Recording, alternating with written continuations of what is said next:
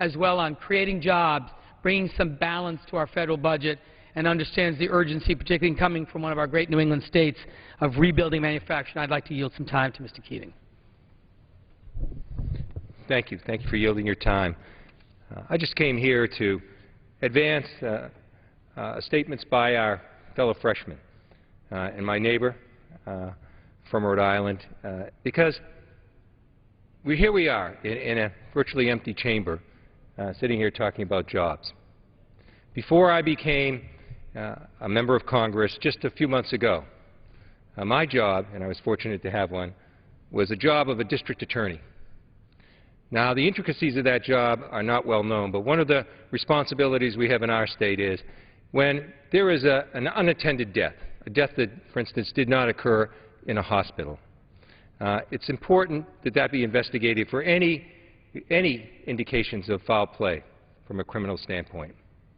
So as a result, the troopers attached to my unit and my prosecutors reviewed the deaths of people. And I must say, just to put this in context in a very personal sense to me, one of the most tragic and heart-wrenching parts of that job was coming upon the scenes of suicide. And in the course of that, over the last couple of years, we actually saw situations where people, depressed, hopeless, took their own lives. And they left indications that I won't get into as to the reason they did that. And so many of those people were out of work, chronically out of work. Their homes were falling apart, their families were falling apart, and hope had been extinguished. There were notes, there were indications, there was the way you go back and talk to a family and say, what brought the person to this, to make sure you knew just what happened. That is the most powerful way, I think, that you can understand why we are here in this Congress trying to put people back to work. We have to do everything we can do in our power to do this. To be out of work is human misery, and it's a misery that extends to spouses, sons and daughters, conversations where one of these instances where the person that took their life was told that they would never be able to afford to go to the college they were accepted to. So when we have this discussion here in this Congress, I hope we don't continue to have this discussion about jobs in empty chambers. I hope it becomes the focal point of our open sessions, because frankly, there hasn't been enough of that discussion. I came here imbued with a sense of challenge and responsibility, that I would do everything that I could to try and stop this human misery from occurring in families and individuals. So I hope as we go forward and we look at Make It in America, we look at other platforms and policies to try and put people back to work, we don't forget, these aren't people just called our constituents. These are real people, people suffering more than they ever should. And so in my own district, as people are ready to go through the tourist system and the wealthier people come to celebrate their vacations, they're doing it in a region where the unemployment is 16% and too many people are out of work. I hope as we go forward that as freshmen we come forward and remember what we said in the campaign just a few months ago. Focus on what we said we would do. And I hope that kind of freshman enthusiasm is contagious. And I hope we're having robust discussions about putting people back to work, not here in an empty chamber, but in a full chamber with ideas teaming so that we can accomplish that very important mission. And with that, I yield back my time. I thank the distinguished gentleman and my good friend from Massachusetts, and I think it's a really important point that he makes tonight. You know, we talk about the urgency of job creation and about the enormity of the challenge facing our challenges facing our country.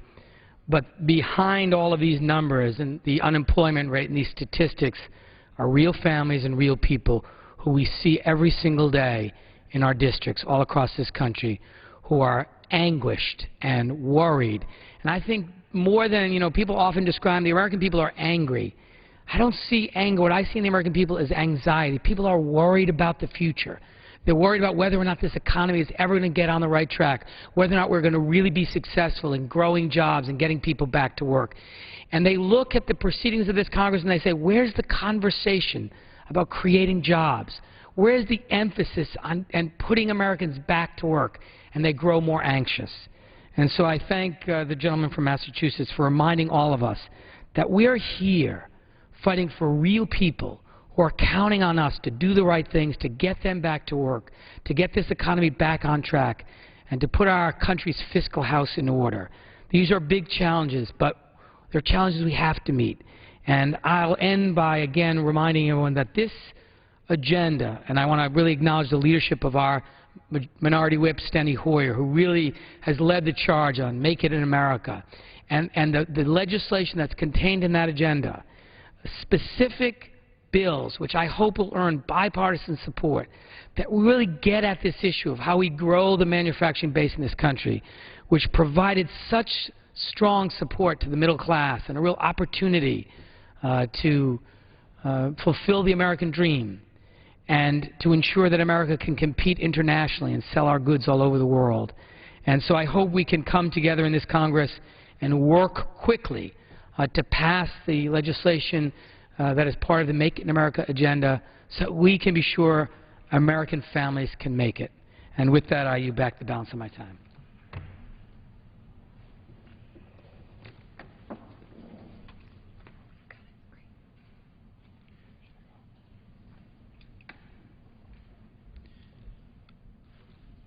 Under the Speaker's announced policy of January 5, 2011, the gentleman from Texas, Mr. Carter, is recognized for 60 minutes as the designee of the Majority Leader.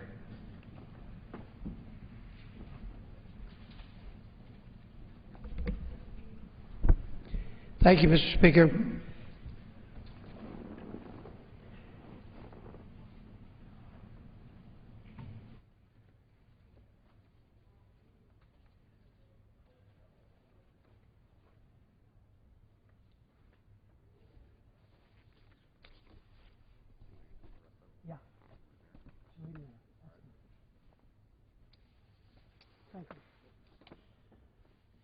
Thank you, Mr. Speaker. I had to get my board set up here.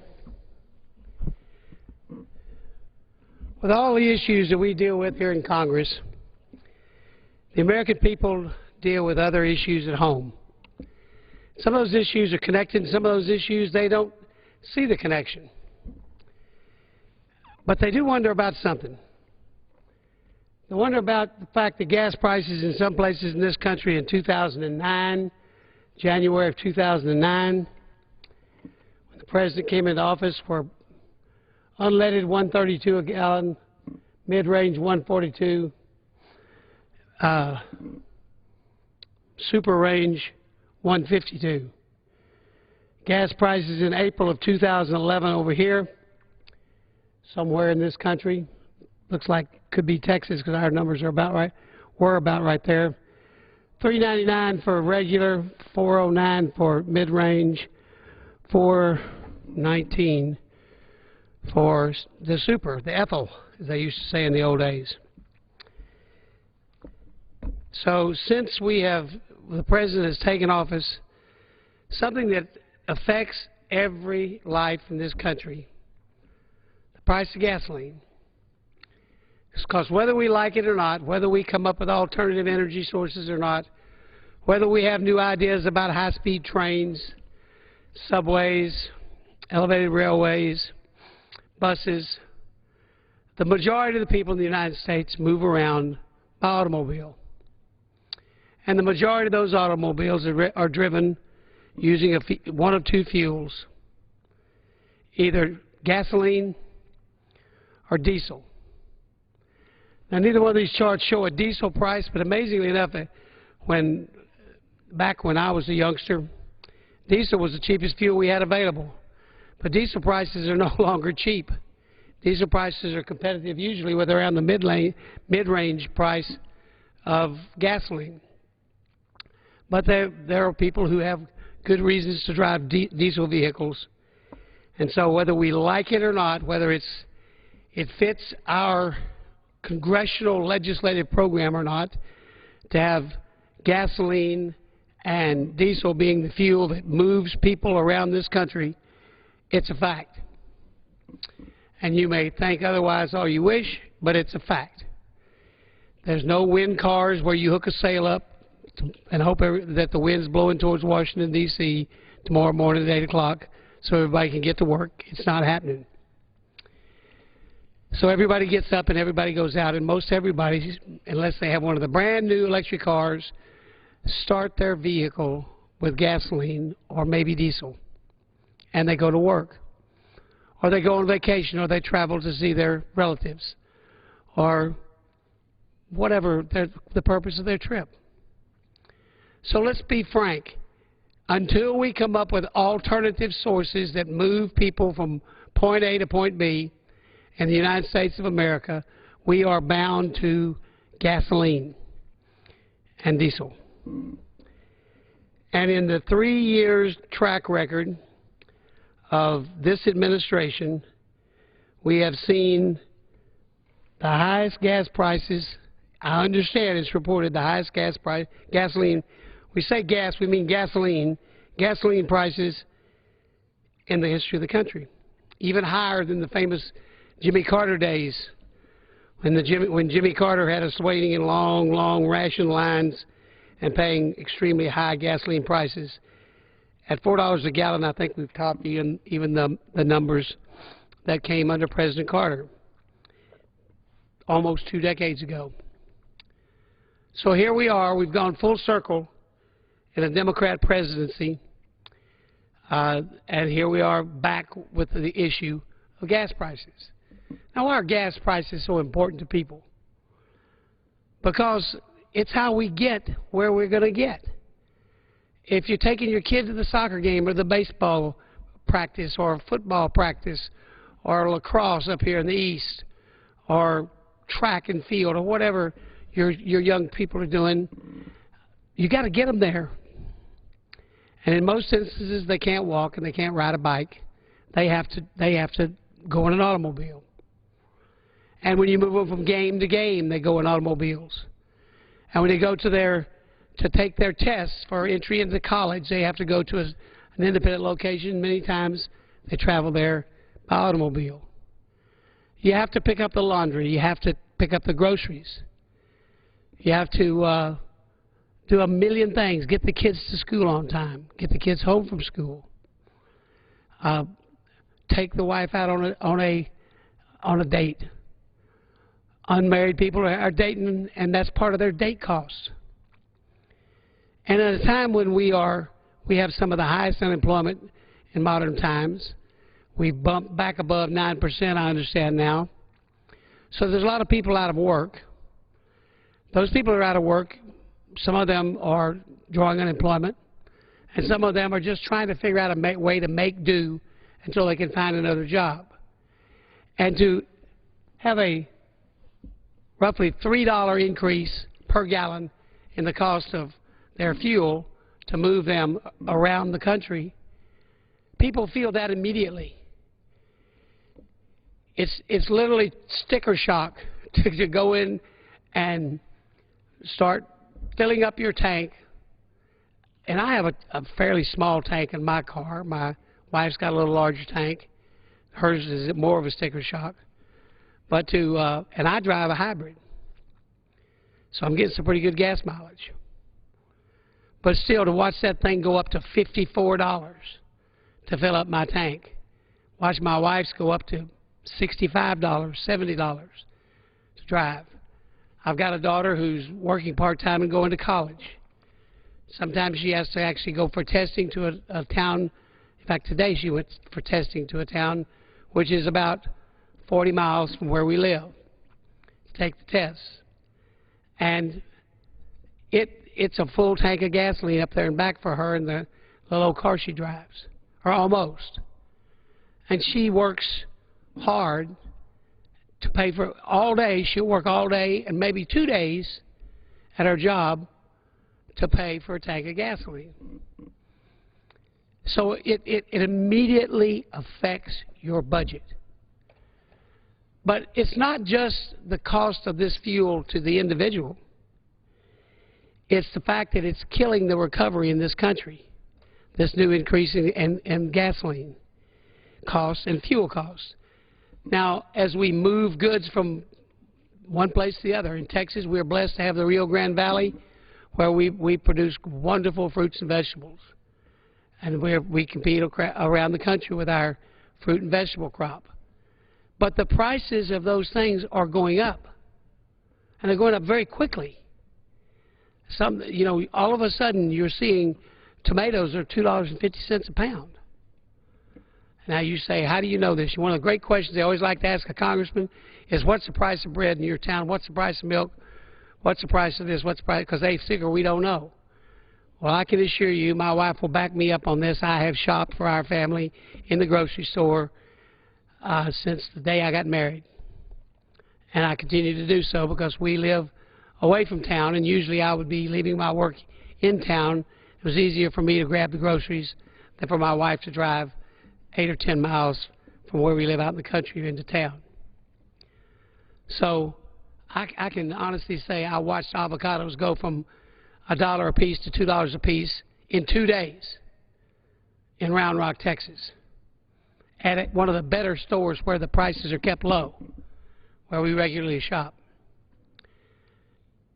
And you have to think about it. I'm fortunate enough to have a job, but there are people who don't. And I'm not saying avocados may be a luxury to some people, but that's just an example that I noticed because it shocked me to see them double in price in a 48-hour period. And so I thought about it. But that's not all. I mean, the price of everything is going up. Now, why is that? Transportation costs. We move our products to market, and we move our products to wholesalers, retailers, and it all takes transportation. And that transportation is now almost tripled in cost in a very short period of time. And people say, why? We hear from our Democrat colleagues here in the Congress, the why is the evil oil companies, the evil major oil companies, and they name names, Exxon, Mobil, Conoco, Phillips, Chevron. I'm not going to use all the names, just bunches of them, but they get used every day in this Congress. They are making horrendous profits, and they're the cause of gasoline going up. But the price of oil is going up, and that's part of why prices go up. The thing is, we don't know. We all speculate to some extent. But I think it's pretty easy, common sense position to take that the more supply we have with the demand, we are the demand capital of the world on burning gasoline and diesel. We outshine anybody else on the face of this globe in the use of those products. And we have relatively cheap prices as compared to other countries, especially those countries that have no production. They can get very expensive very quickly. Until very recently, there was no oil or gas at all to amount to anything in what we now call Western Europe. Today there is. They found it offshore. They found it on the land in Holland, in Norway, and other places. Norway is one of the, I think, something like the third biggest producer of oil, offshore oil, in the world now. They're doing extremely well and running their economy in a very frugal manner, very smart people, and they should be commended. We should do so good. I happened to go to Norway with Chairman Obi on a committee with the Appropriations Committee when the Democrats were in control, and we went to see the offshore production in Norway, and they're doing a good job. And the prices for gasoline are probably 3 times as much in Europe as they are to us, and in other places even more. But it makes sense that the law of supply and demand always works, it's kind of like gravity. The law of gravity. If you drop something, it's going down. Well, the law of supply and demand has been proven over and over and over to be what drives the market for anything. And so if we have the opportunity to increase our supply in this country, then why wouldn't that, and we have the demand, why wouldn't that have an effect on our price? I think that's a reasonable thing to talk about.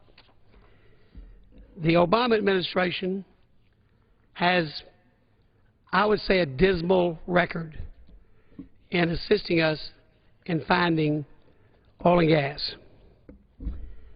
Of course, we're all familiar with the fact that we had a bad oil leak in the Gulf, and nobody is in any way is saying that that was good. In fact, that was a terrible thing to our environment, a terrible thing that panicked the country to some extent, especially some of the southern states that border on the Gulf of Mexico, and it messed up some beaches pretty nastily, and probably it had some effect on the wildlife and sea life in the ocean. We'll just probably be learning in the future how much. But as a result of that, we put a moratorium on drilling in the Gulf of Mexico.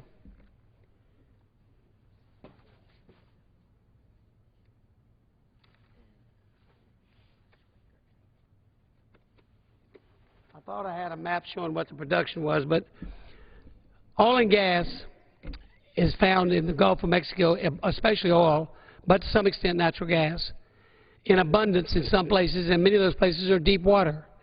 Deep water drilling is extremely expensive. The rigs are $1 billion with a B, pieces of equipment. And the cost of drilling those wells is very expensive. But they are successful. And we've had wells, even the BP well that blew out, while it was blowing out a phenomenal amount of oil. If that had been a sealed and that production had been put into play, it would have had an effect on the availability of oil in the United States. Just that one well would have had an effect. But they put a moratorium on that, and the production from the decrease in oil production from this decreased the amount of production by 360,000 barrels of domestic oil per day. The Obama administration has leased less offshore and onshore acres for energy production than any other president since Ronald Reagan. In 2009, the administration indefinitely delayed leases for oil shale in the West, which kept these resources off limits. Over 2 trillion barrels of oil from oil shale are currently sitting idle due to these delays.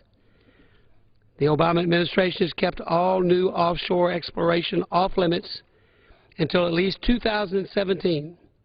That's over 80 billion barrels of oil in the Atlantic, Pacific, Alaska, and Gulf of Mexico.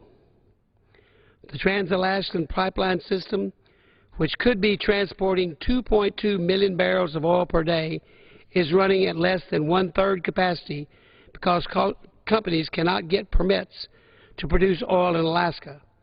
The administration has essentially shut down production in the state by withholding the necessary permits.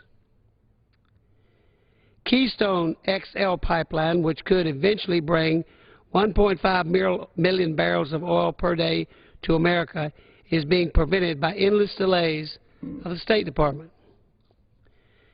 America is the third largest oil-producing nation in the world.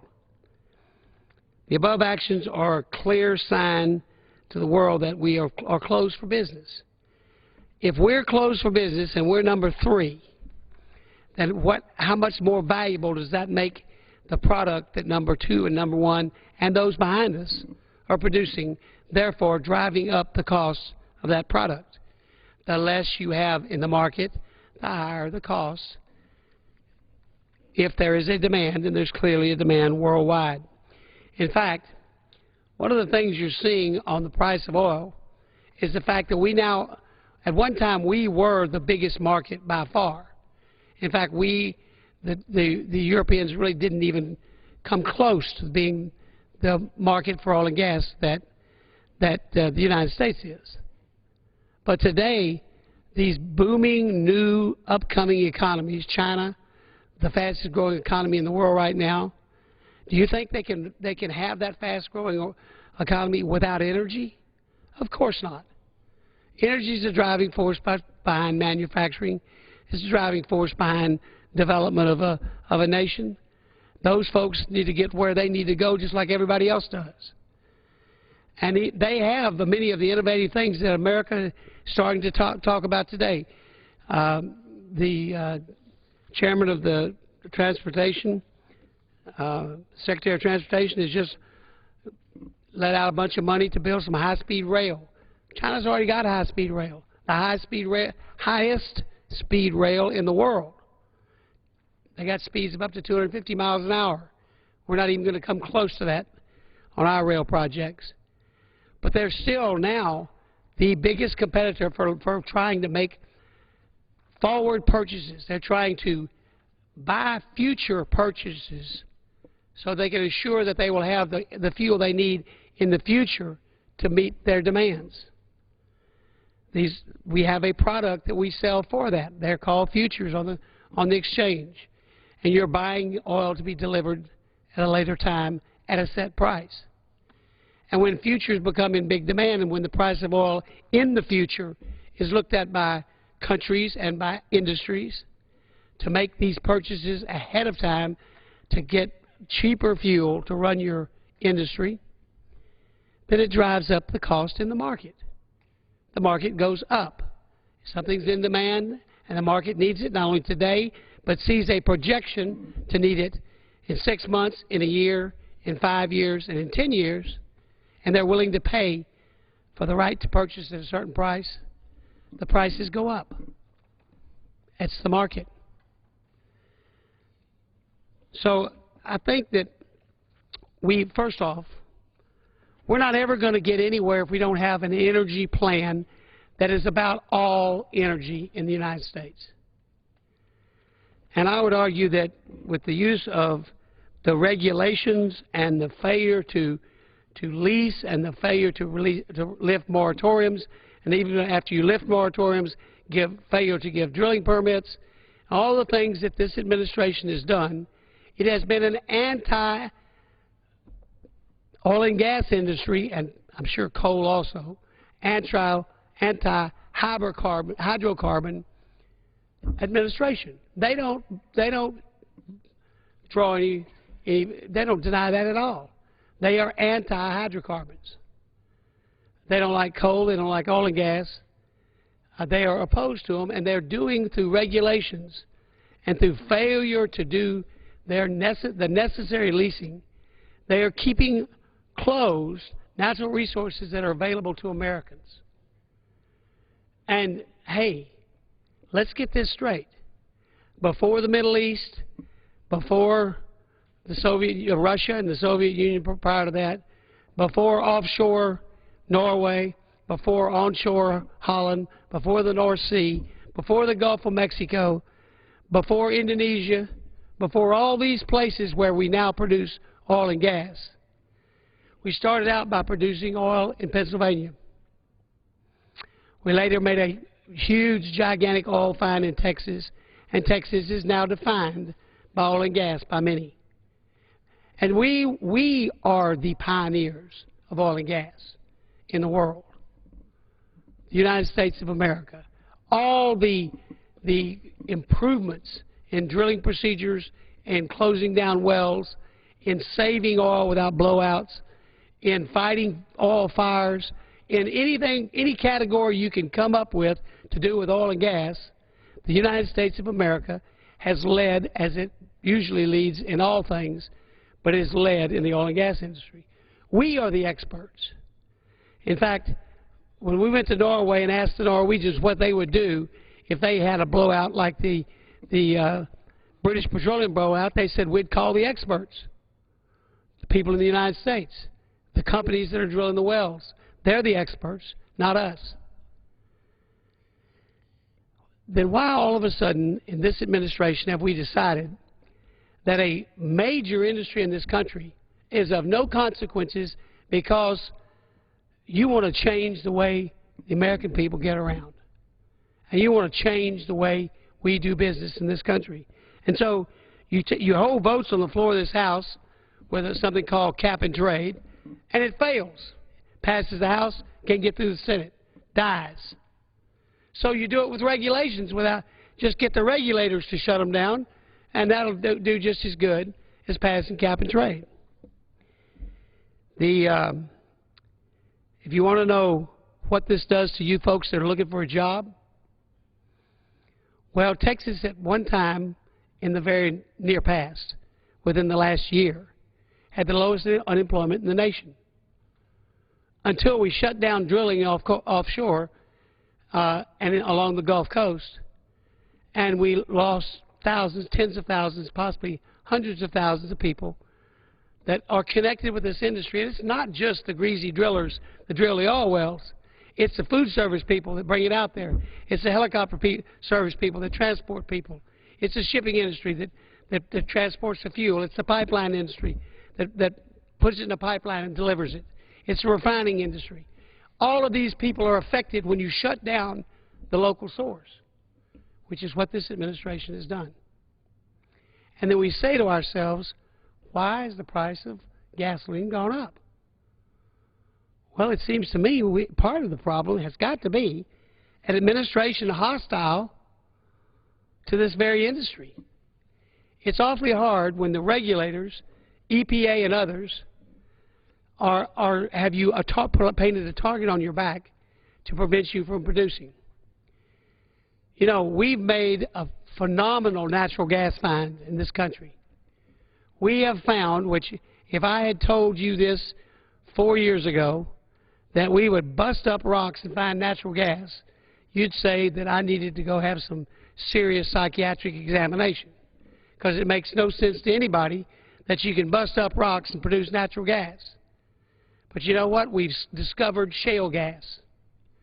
And now, although we've got shale gas in Texas and we're mighty proud of it, this shale gas now touches multiple states in this country. It goes right up through the South, right up to through the Midwest, right up into Pennsylvania, where they've already done some serious shale oil work, and even and I know there's some up in New York State, although they don't seem to be interested in producing it. So a belt of product stretches all the way across our country, natural gas. And yet, immediately, there's some people who are telling you, I can smell that gas in my water well. Well, I got news for you. Natural gas doesn't smell. So if you smell that gas in your water well, you got a city gas line leaking someplace in your house, because you put the smell in the gas when you sell it to the retail customer, so you can smell the gas if it's leaking in your house. But there's no smell in natural gas.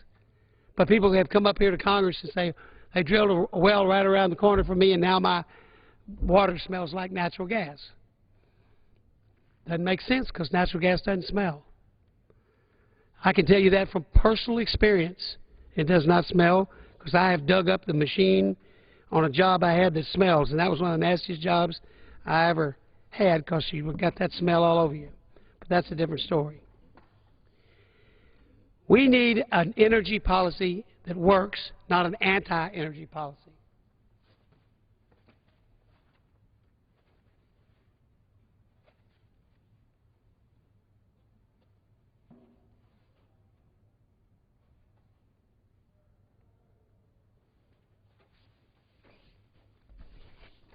Let's look at an anti-energy policy.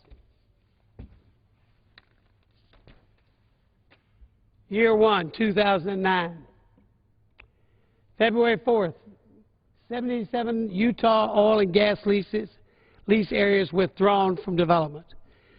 One of the things we talk about Alaska, we talk about Texas, we talk now about Pennsylvania, we talk about many other places where there is now production.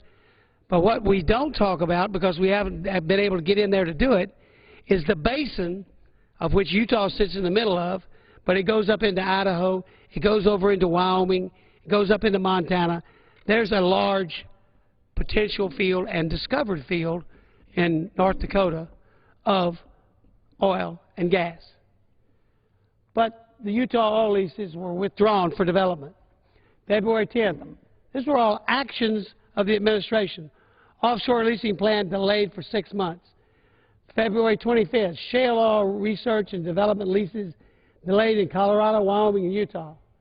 March 30th, 3 million acres of federal land removed from energy production by Omnibus Public Lands Management Act, passed by a Democratic Congress. June 29th, 29 million acres of federal land removed from solar energy development plans, leaving just 670,000 solar acres. So even the so-called clean energy is having roadblocks by this administration. 2 million acres of federal land, uranium mining blocked for 2 years on 1 million acres of land in Arizona. That was in July. August, 24,000 acres in Wyoming oil and gas leases withdrawn. September, new Outer Continental Shelf lease plan postponed until 2012. October, 60 of the 77 Utah oil and gas leases permanently canceled. November, Obama administration found to have approved the least oil and gas leases annually ever recorded in the United States history. So they, in the first year, this administration, they started out with a clear policy of getting rid of our energy, not going after our energy, even solar.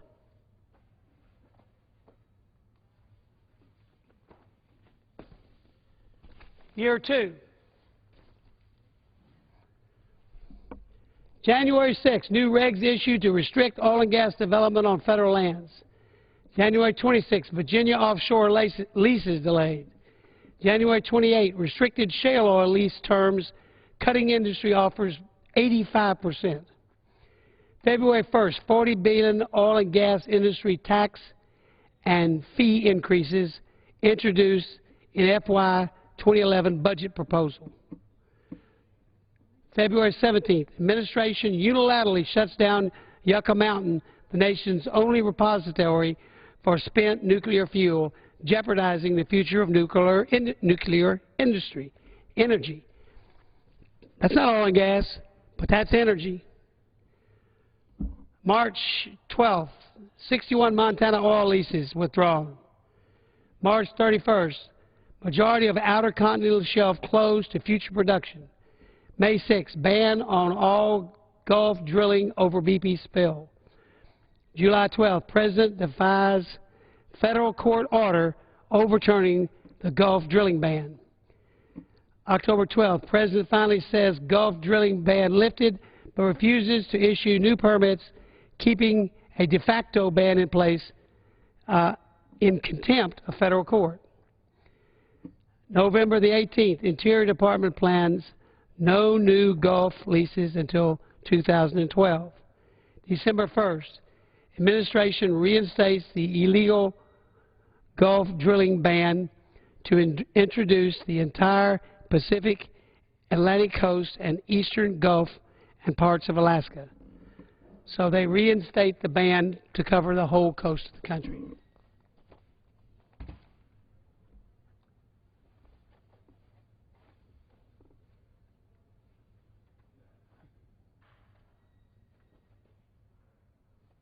Oh yeah, we got one more year. Year 3. 2011, January 14th, revoked West Virginia coal mine permit costing 250 American jobs. February 2nd, federal judge finds Interior Department in contempt of court over de facto drilling ban.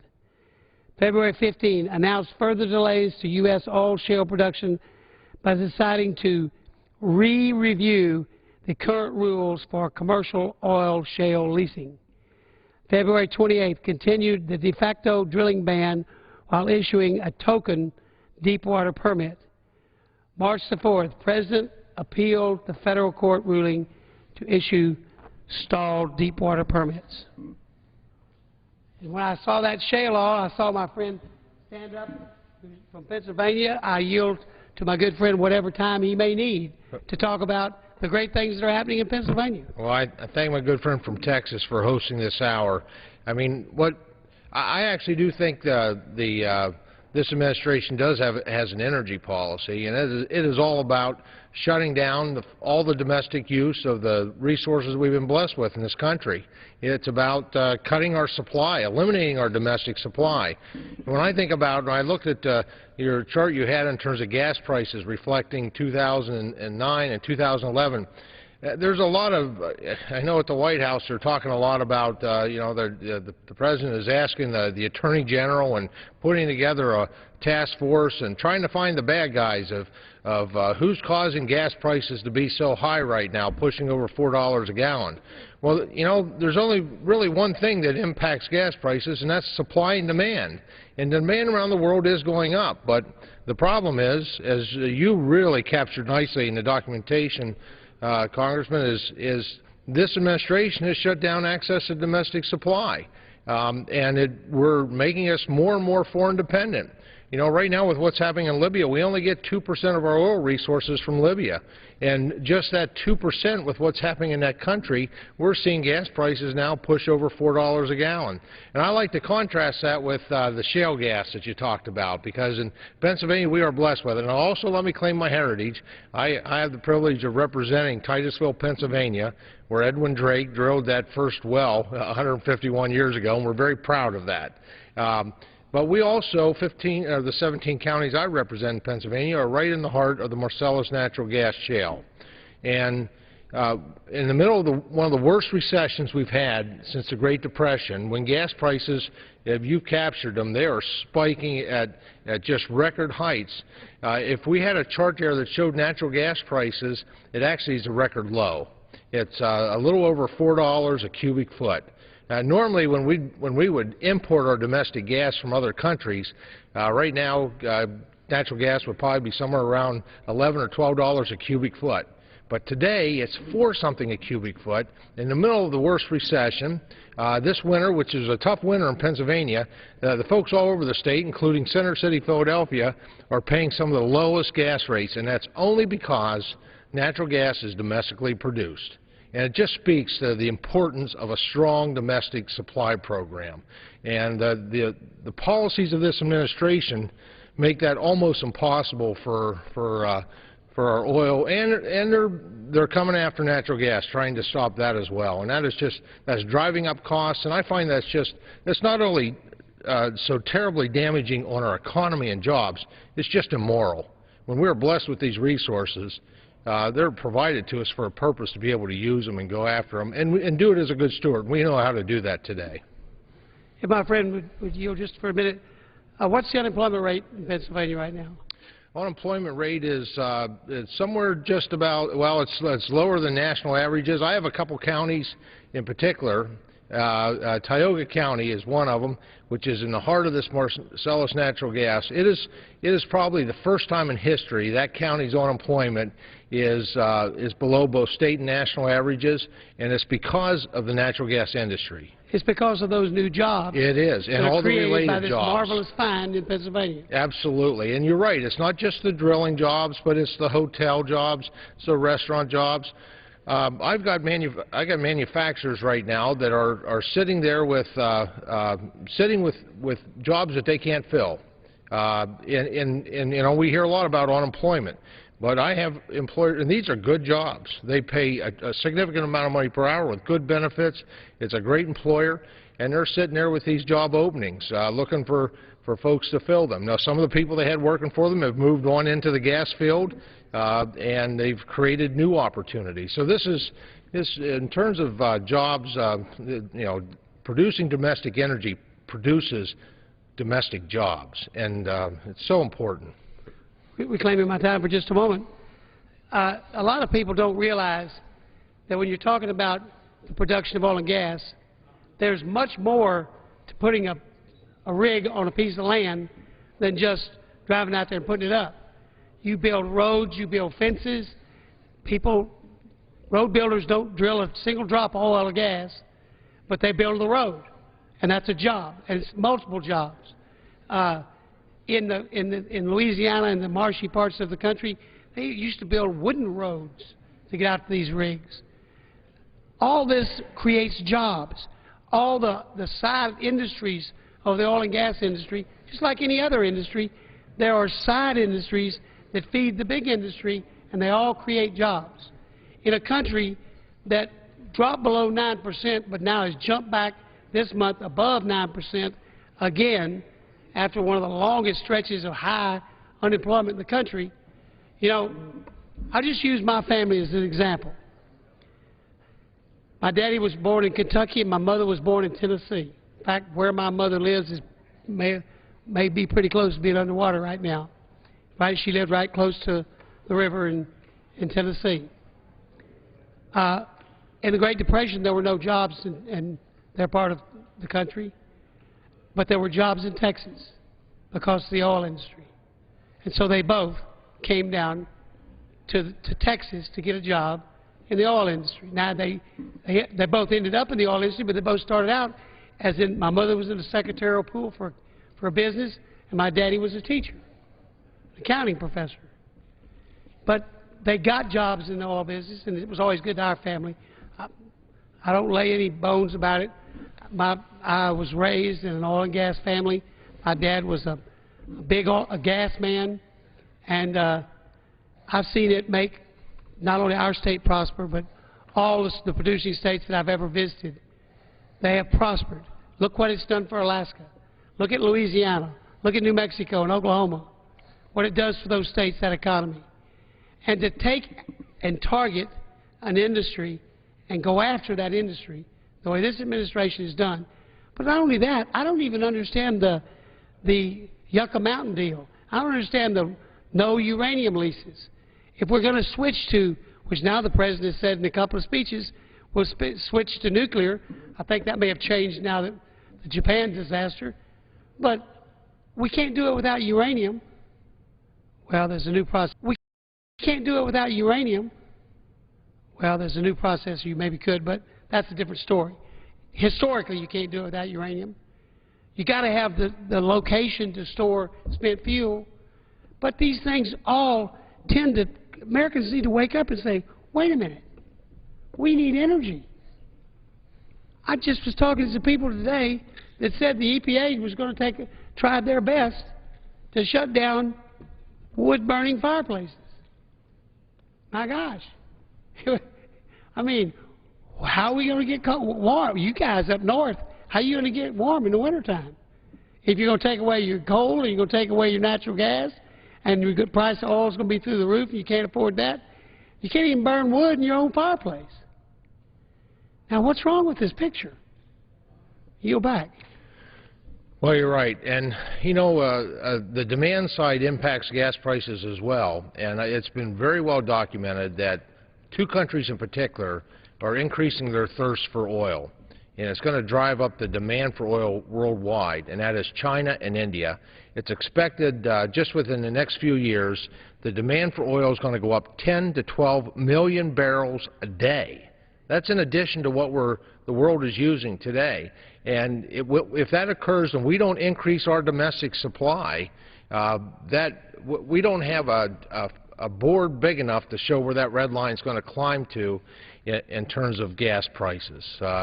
It is absolutely critical. That's why I'm so proud. I'm on the Natural Resources Committee. We passed out of there a matter of a number of weeks ago, not one, but three pieces of legislation. Last week, the House passed out of the House of Representatives, H.R. 1229, putting the Gulf Back to Work Act. This week, we're going to be working on H.R. 1230, restarting the American Offshore Leasing Act. And that will make a difference. Now, the critics will say, oh, well, it would be a year or more until you produce 1 barrel of oil once we pass that act. And that is true, because it takes a while to get that rig set up and get it produced. But we only have to look back to 2008, when President Bush and this Congress finally lifted the Outer Continental Shelf ban, moratorium. And on the day that was lifted, and Congress lifted that, and we gave the approval to go ahead with issuing permits again. On the day they voted on it, the price of gas in 2008 was $4-something a gallon. The very next day, it was $2-something a gallon. It makes a difference. It communicates that America is willing to use its own resources, that America is not going to be dependent on the Middle East, on Libya, on Saudi Arabia, on places that are so volatile today that we don't know if there's a revolution or demonstrations or riots or terrorism, that we're not going to have access to that 30% of our energy resources that we use today. So best predictor of future performance is past performance. So we know if the Senate does the right thing and passes these acts that we're going to have and will pass out of the House of Representatives, and the President signs it, gas prices will come down. But unfortunately, the best predictor of future performance is past performance. And under this administration, they're going to continue to limit and eliminate our Americans' access to the domestic resources that we have right here in this country. You know, the great surge in the cost of of gasoline you were just talking about, that surge was a result of basically two things. You named one of them. The other one was they had a small fire in an Illinois refinery. But the speculators look and they say, refining capacity shut down, and we have a limited refinery capacity because we haven't built a major refinery in this country in 25 years, right, because of the burdensome rules we've come up with, and the fact that we can't permit them. So they look at refining capacity and they look at the other issue and they say, wait a minute, if there's not a shortage now, there's going to be, and they run the price up. And then when that opens up, hey, the market gets back to normal again. And every time that happens, the driving public of America suffers. They're suffering today. And they're suffering on top of the highest unemployment, longest period of high unemployment in modern times, just about. So, you know, this is really about gathering around this is one of those what we call kitchen table issues. When the family gathers around the kitchen table to figure out how they're going to make the budget work, especially if mom or dad are laid off, one of the things they're looking at is the cost of that fuel. Fuel to heat their homes or cool their homes. Down where we come from, we want it cool. They look to see how much it's going to cost them to get to and from school, to and from work, how they're going to conserve energy. Maybe they're going to carpool. They're making these kind of decisions. And yet the government seems to be making these gigantic decisions to shut off supply and then wonder why we have an energy crisis in this country. This is not rocket science. This is the law of supply and demand. We are the biggest demand. If we can't meet our demand, we got to go to foreign oil. If there's a fight in Libya, we may not use much of that foreign oil right now, but somebody else does. And if it's at risk, then they're going into another market to get their oil, and that makes our market go up. It's all a worldwide market on oil and gas. I don't understand why people think they're gouging you, they're making excess profits. And I understand the payment on CEOs, and I'm not defending any payment on CEOs for any industry. And it's not just the oil industry that pays big bucks for CEOs. But if you look at the history of the oil and gas industry, their percentage on investment is lower than most average manufacturing facilities, somewhere between 6 and 8%. 8%, yeah. On return on their investments. And you say, what investments? Well, I think I said earlier, those offshore drilling rigs that drill in the Gulf of Mexico and now have all been moved off the coast of Africa to Indonesia and off the coast of Brazil, those rigs cost $1 billion, and they can cost you, operational-wise, in a 24-hour day, almost $1 million to operate. They are expensive. And if you hit nothing but dust, when you get down to the bottom of that well, you have blown a whole lot of money out the door. And that's just lost. And then you drill the next well to try to get it back. It's a gambler's, to many, we've gotten better at looking for it and finding it, but it's still a gambler's business when you really get down to it. But this is caused by the government to a great extent. You can't create an environment of uncertainty in any market. I don't care what the market is. If you create the idea of uncertainty, it affects the market. It also affects the psyche of the people. And that's kind of what I don't think they're getting. And so their solution is let's tax it. You know, I think, you know, if it moves, tax it. Well, the problem with that is, do you really think the CEO of Exxon is going to pay the taxes if we increase taxes on the oil and gas industry? No. You and I are going to pay those taxes when we fill up our tank. If you go and ask the question, they'll tell you at your local filling station. Used to publish it in Texas on the pump how much of a gallon of gasoline was taxed. And it's a whole bunch. Direct and indirect taxes make up a large amount of the cost of gasoline. Always have. And I come from a time when we used to have 19 cents a gallon gasoline in Texas. Try that on for size. I could go buy $1 worth of gas and drive all week. Yield back.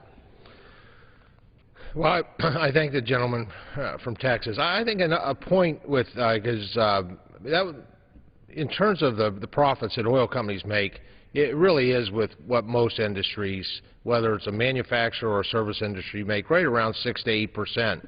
But you have to ask yourself, who's benefiting from that? I would find it hard to believe that there's not that many Americans benefit from that because their pension programs are investing in the portfolios they may have. Their pensions are investing in those types of companies and benefiting from that 6 to 8% margin that these companies are delivering. You know, those who speak against using oil, they say, well, we don't have enough. We use so much, but we only have 2% of the proven reserves. Here's the facts. Frankly, of proven reserves, when they define that, they just look at conventional. They don't look at unconventional. They don't consider shale gas. They don't consider shale oil. They just look at conventional reserves. Then they really don't look at probable. And probable, there's 10 to 20 times that much available in terms of probable. And then when you get to estimate, there is enough oil out there to really, I think, meet the needs of this country for as long as we need to. Now, I'm not saying forever, because I think at some point there will be a new energy source come along. I know there may be generations till we get that, but it may be hydrogen fueled cars. I don't know what it is, but we're going to have that kind of new science in the future. But we have plenty of oil to meet our needs right now. And in terms of natural gas, of what we know now, from all the reserves in Texas and Pennsylvania and the Outer Continental Shelf and, frankly, throughout the West, we have at least 200 years of natural gas, and that's just what we know about.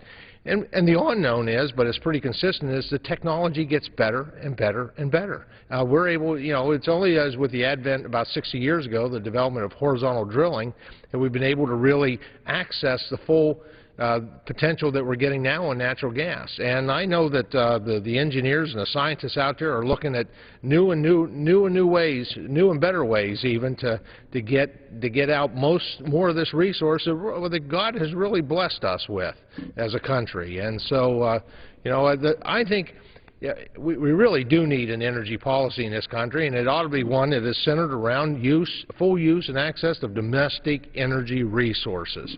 We ought to be doing the research, too, obviously, for new development, and energy efficiency is important as well, whether it's transportation or heating or electricity or appliances, being more energy efficient with it.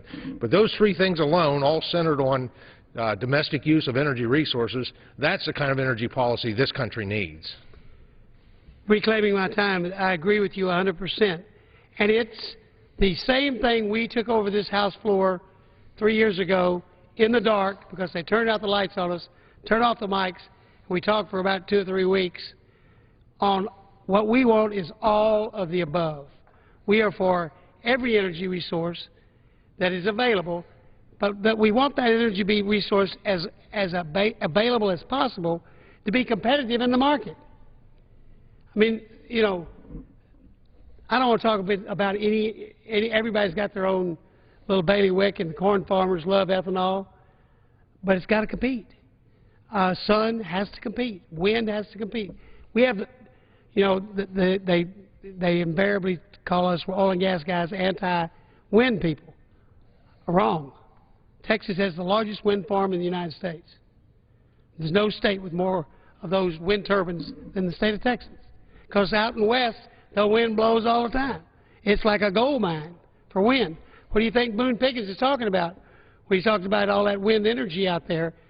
And his idea of putting natural gas, burning cars on the road is a good idea. I support it. Because when we hear that now with the discovery of shale gas and the abilities, we just started to tap. It's just a small part of the future. And by the way, I would be real interesting to find out if some of our colleagues that are so opposed to natural gas, if they knocked on his door and said, "Sir, we'd like to talk to you about making a lease with a share of the profits on drilling for natural gas on your property." And I wonder if they'd say, "Oh, no, I wouldn't take those hundreds of thousands of dollars I might make from you developing that resource." No, I don't believe in that stuff. I don't think so. Whenever you produce wealth, wealth enhances a nation. And your natural resources are part of the wealth of the nation. Always have been. And my friend, they always will be. Yield back. Well, I just want to